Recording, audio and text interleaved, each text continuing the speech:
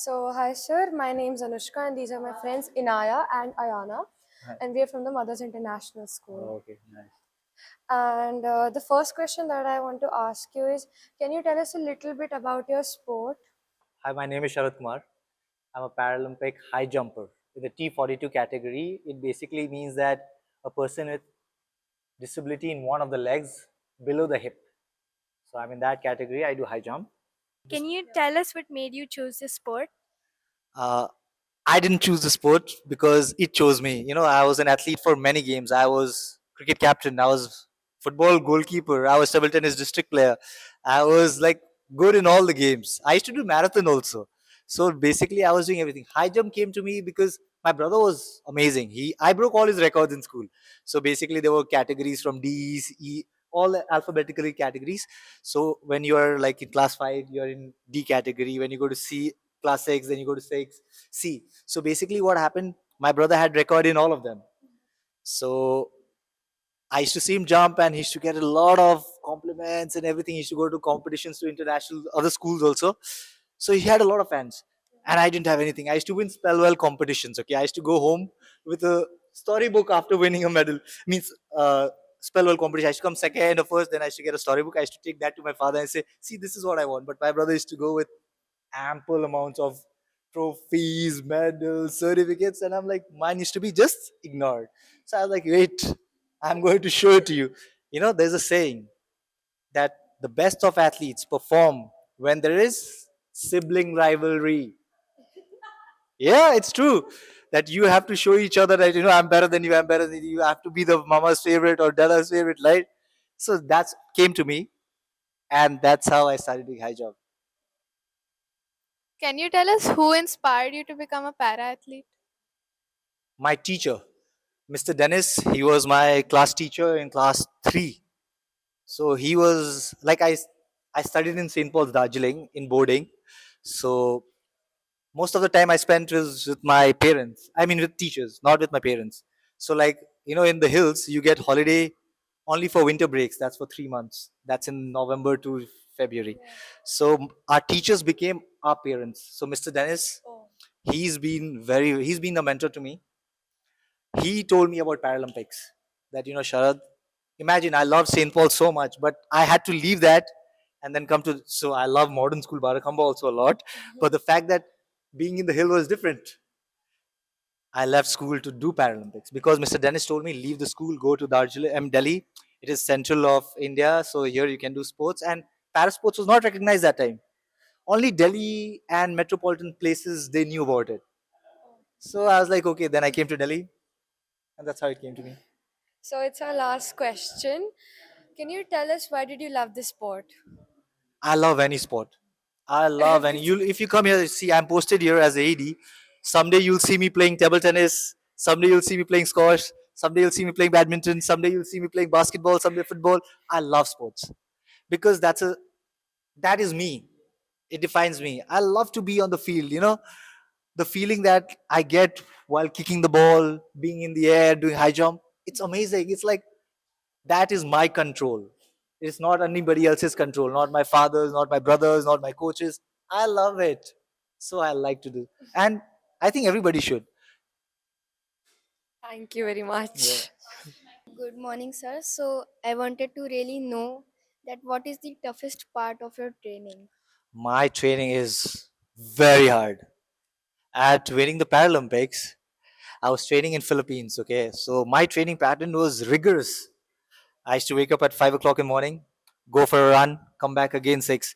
Again, I used to have my breakfast at 7. Again, rest for a while, go for a stretch for 30 minutes, again rest for a while 30 minutes, then go to gym for 3 hours, again come back, rest for a while, go to swimming for 30 minutes, again come back, then have my lunch, then rest for a while. As I wake up, again stretch, again after that in the evening late at 6 for 2 hours I used to do high jump technical training. So it was my body, I couldn't recognize my body looking in the mirror that it was me, because I assume that I'm a person with disability, I have deformity, but rather I made myself look good in the mirror to me itself. What is the problem of a person with disability? They don't like to see their disability. They feel it's ugly. But at a point, what happened to me that I defined it in such a way, I liked my own body.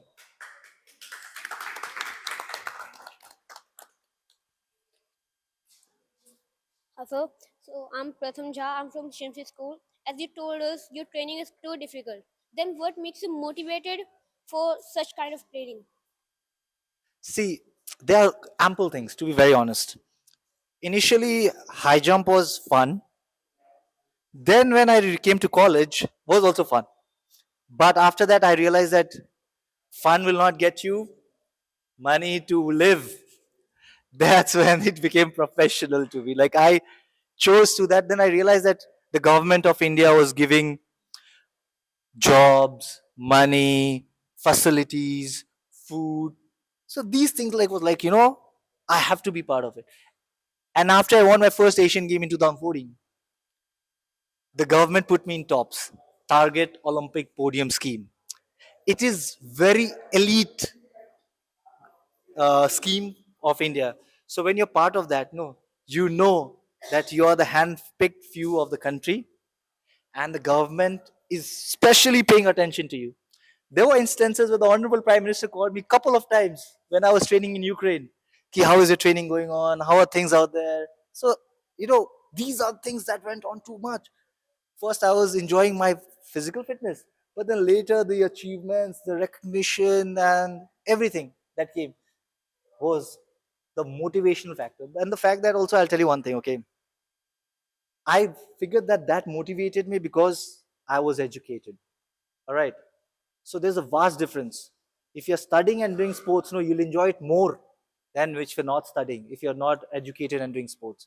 Because when you're doing sports, if you're not educated, you are basically doing laborious work. But when you're educated and you're doing sports, no, you utilize physics. Like, for example, my high jump, the runway it goes like a centrifugal force. You know what's a centrifugal force and all, right? You understand all these basic terms, you understand how to use science and physics, everything to you. So that's how you start liking it. So all these things became part of it. You motivate. And then when you see that when you're applying science to a thing and it's giving you results, you like it more. The curiosity builds, that everything that you're studying, you felt was bookish, is actually realistic. That's what happened. Hello, sir. My name is Shivang Rai. I am from CM Shri Shalimar Bagh. Mm, How many hours do you training? You do you practice every day? So basically, I train 8 hours, as I told you, when it is the Paralympic season. But I realized that is also too much. Overtraining was also training. But then what happens now? When a lot of things go around, not your way, you think I'm going to put in all my effort in every possible manner. Somebody will say, "Ki, you're doing over too much." You'll not listen because you're not getting results. So what are you thinking? Like, I have to get results and maybe only hard work is the way. So I try to do a lot in that period. I did get results, but not that good results. And I try to do very systematic. Then I try to get in touch with my coach who's in Ukraine. So I try to get in touch with him. We try to sort it. We cut it down, pruned it well, and then we realize that at the end of the competition, you don't have to train a lot. You have to train just enough to keep your body in shape and structure. So during pre-competitions, you go for sometime to 6 hours, sometime to 8 hours. But during competition time, you go to like maybe just half an hour. You just have to keep your body just fit. You're like moving. My coach used to say that, just feel that you're holding something very delicate with you. That if you do anything wrong, it'll just fall and it'll break. Because when you're the fittest, remember, you're the most vulnerable. You will be more prone to injuries. Your body will be like very safe, secure when you are fittest at all. So you have to be understanding all these factors. I have one more question. Like, how do you handle such pressure when all the Indians have kept their eyes on you? See, what happens is like I always feel that pressure is going to be in the initial start. See, when I was in school, that's when the pressure felt. But doing it regularly, like I have done high jump for the last 24 years. So with the due course of time, you stop feeling anybody around after you perform in the stadium. When you get into the well, there might be a lakh people around you, but you feel there is nobody around you because it is just you and the high jump bar and the post. That's it. You don't hear anybody. You don't listen, look at anybody. You don't understand anything. You just know, okay, this is the 30 minutes I've got. I have to prove myself. That's it. It's you and the bar. And you know what's the best thing about high jump? When you run, you have a photo finish. When you throw, you have a measuring tape. So they can be manipulated. High jump, no, there's a bar. You cross it, that's it. If you don't cross it, it'll fall. There is no other judges. The bar is your judge. So I chose high jump particularly also that I did not trust somebody with my performance. I knew that bar is going to speak the truth for me. Thank you.